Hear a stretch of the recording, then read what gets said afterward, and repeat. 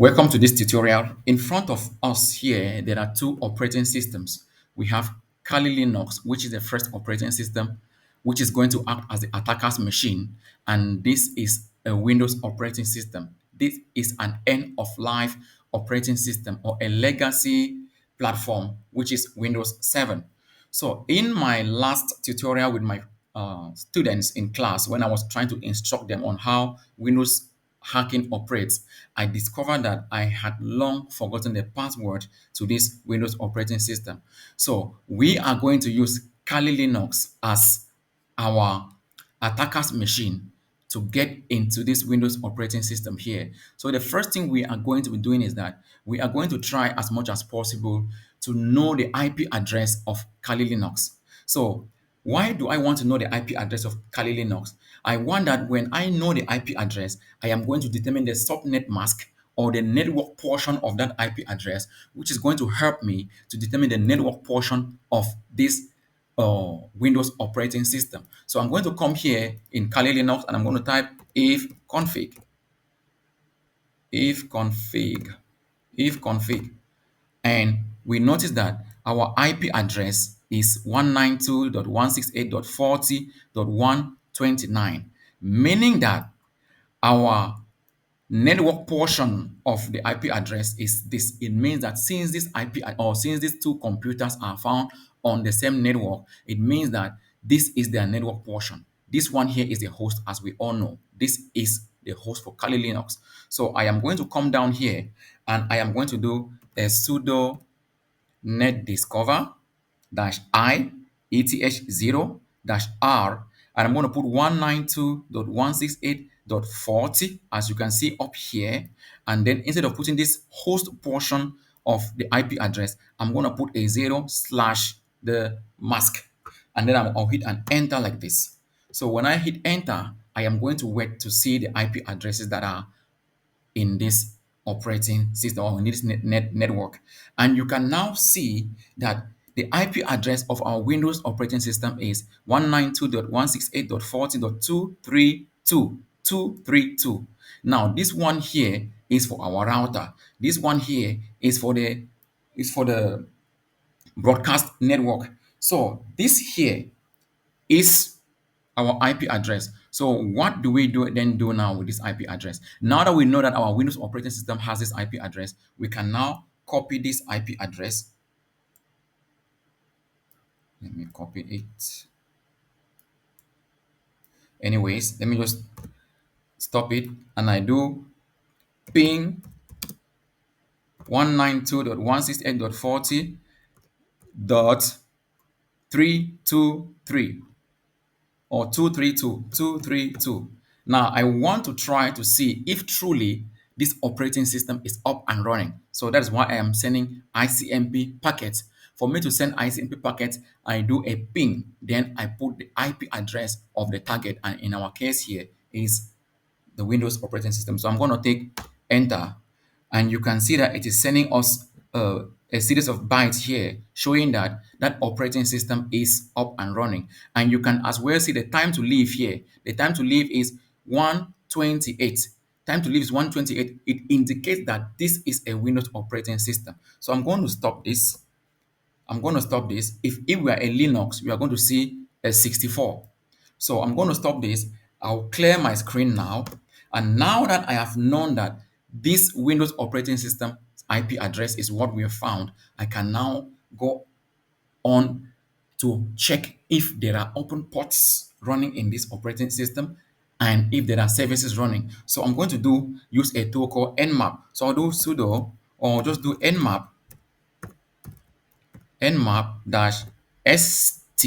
which stands for a total scan. I want to scan all the open ports that are found in this Windows 7. And above all, I don't only want to scan those open ports, I also want to see the services that are running on the same operating system. Now, here we had 232 like this. So I will hit enter and then I'm going to wait for some time to see the result that is going to give me. So this might take time because when you are using a service version scan, it takes time because it is not only scanning for for the open ports, but it is scanning for the services that are also running in that operating system. So let us wait for some time and see what is going to happen. So now that our scan is over, you can now see the ports that are opened. You can see the states that all these ports are open. Port 135, 139, and all of this. And you can see the service version here. Now, which port do we want to exploit? We want to exploit port 445, which is the SMB port. If you don't know what this does, you just simply copy this and go to the internet and check if there are vulnerabilities related to this. This is for script kiddies or for those that may just be getting into hacking. We are not going to do that because we don't want this tutorial to be very long. Now that we have known that this port is open, I can copy it. This port here is related to a vulnerability which is called EternalBlue. EternalBlue is a vulnerability which was discovered in 2017, which does not only give you access to an operating system like Windows 7, but it gives you administrative access to that operating system. So for us to continue with this tutorial, I am going to clear my screen to make our work clean. And then what I'm going to do is that I am going to launch MSF console, which is the Metasploit framework. This is a powerful hacking framework or tool that is used to bypass systems, to bypass user access controls. So now that it is launching, we have to wait for some time for it to launch. And then we are going to use that exploit, which is Eternal Blue. So like I said, if you don't know what EternalBlue is, if you don't know what that vulnerability is, you can as well go to the internet and you check. So now that we are here, it has given us its framework. You can see the exploits, you can see every other information here, which I'm not going to be explaining. So what you just need to do is that since we know that that's um we know that that port 445 is linked to Eternal Blue vulnerability. I am just going to search Eternal here. Search Eternal and I hit enter.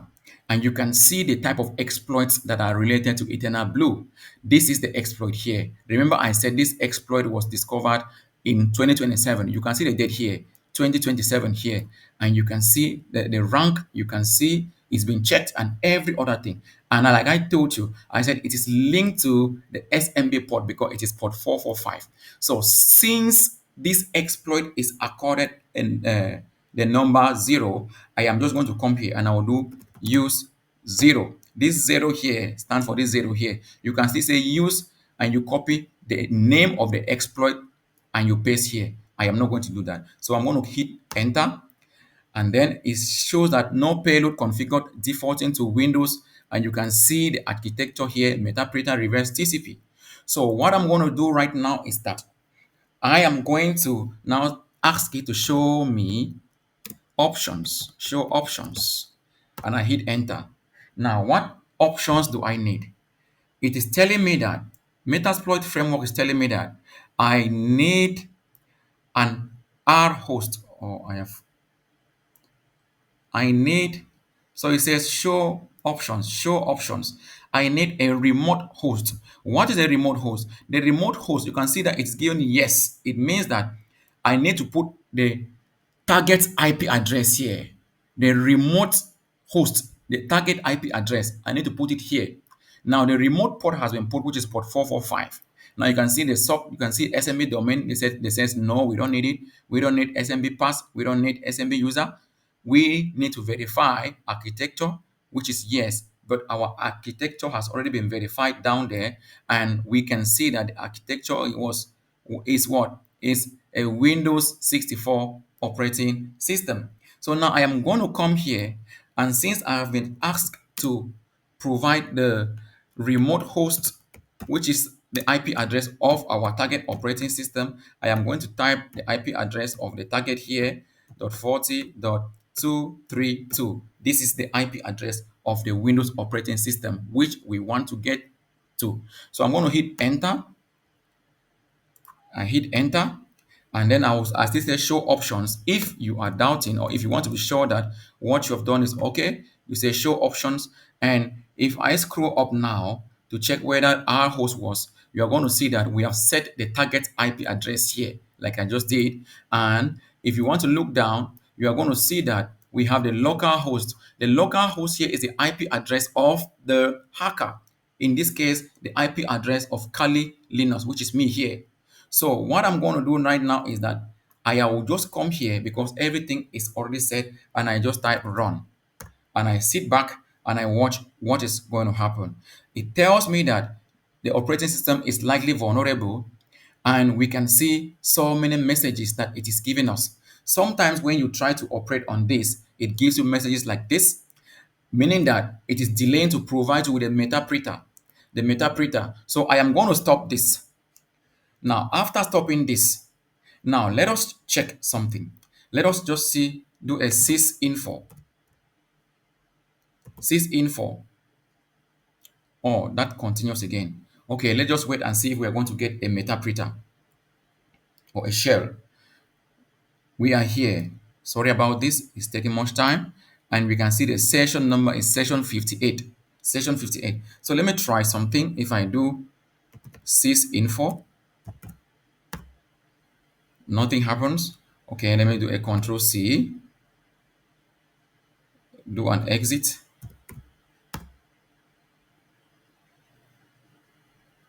Let me run again. Exploit and see what happens if it's going to give us the Meterpreter that we are looking for. When it's taking much time like this, it means it might not work. Let us see. Voila. Now we have our Meterpreter here, showing that we are already in the system. So for us to prove that we are already in the system, what do? I'll do a sysinfo. And you can now see that the computer name, this is the computer name here. You can see the operating system is Windows 7, which is this Windows 7 here. And you can see the language, the architecture is dash times 64 and all of that. So now our purpose here is to bypass this password or to get this password here. Now take note that if the password is a weak password, it's not going to take us up to 2 minutes to get this password. So I'm going to come back here, and now what I'm going to do is that I am going to try to see if I can dump the hashes of this operating system while in Kali Linux. So I'll do hash dump, and you can see all the hashes of this operating system. What do I mean by hashes? Whenever you type a password here, every password produces a hash. A hash is a random number which is hidden so that even if someone were to see the password, he would, or if someone were to see you typing a password, he will not know that password because it is a hash that is being generated. So you can see so many users that exist in this operating system here. Now that we have so many users in this operating system, we are going to look at them one by one. You can see Peter, Mark, guests, you can see Dora, you can see Dale, you can see administrator. Now we are going to concentrate on those users with a user ID of 1000 or 1002 and all of that. So we are not going to be looking at those ones like this guest with 500 and this administrator. So now we want to use a tool online to be able to dump these hashes. Now, since our computer is a Dell computer, we are going to try this Dell first to see if it is the password, because these users here are guest users which I created in this computer, and they don't have administrative powers. So let us take a hash or copy a hash like this Dell here, and then we take it to a tool like CrackStation. If the password is a weak password, it is going to crack it in no time. So you're going to come to Google and you type CrackStation, crackstation.net, as you can see here, crackstation.net. This is a tool that is used in cracking NTLM hashes that are very short, or for passwords that are very short. So now, whenever you want to crack hashes, you are going to remove the last columns here, and you come here and you also remove the first part of the hash here, because the actual hash is this one here. This one represents that part of the password which we want to crack to see if we can get that password for that operating system. So I'm going to come here. It says I'm not a robot. I click on it, and then I want to try to see if we try to crack here and we don't succeed. We're going to use a tool like Lovecrack, or we can use Hashcat and other tools online. So let us try and see. I am pretty sure that's going to work because this is a virtual machine, and I usually don't create strong passwords for these machines because it is what I use in teaching my students. Now, if you look here, you can see that this is a hash part, which is here. You can see the type of hash. It's an NTLM hash, which is in Windows. And then now this is the result here. So this is our resulting password here, which is the rock. So now, what lesson do you learn from here? The first lesson we are learning from here in ethical hacking is that never use passwords that are too short. Do not use passwords that are too short, because if you do, they are going to get cracked very fast. So I'm going to come here. I'm going to restart this operating system, and then we are going to try to get into that operating system using that same password. The second lesson you are learning from this tutorial is that even if you have passwords, always activate a two-factor authentication, or you can as well try to use tools like LastPass, which is used for password management.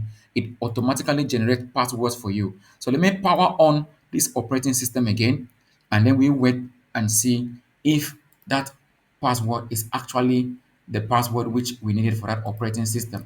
It's gonna Now that our operating system is powered on, I am going to move to Crack Station, and I'm going to copy this password. Or take note, our password is the rock.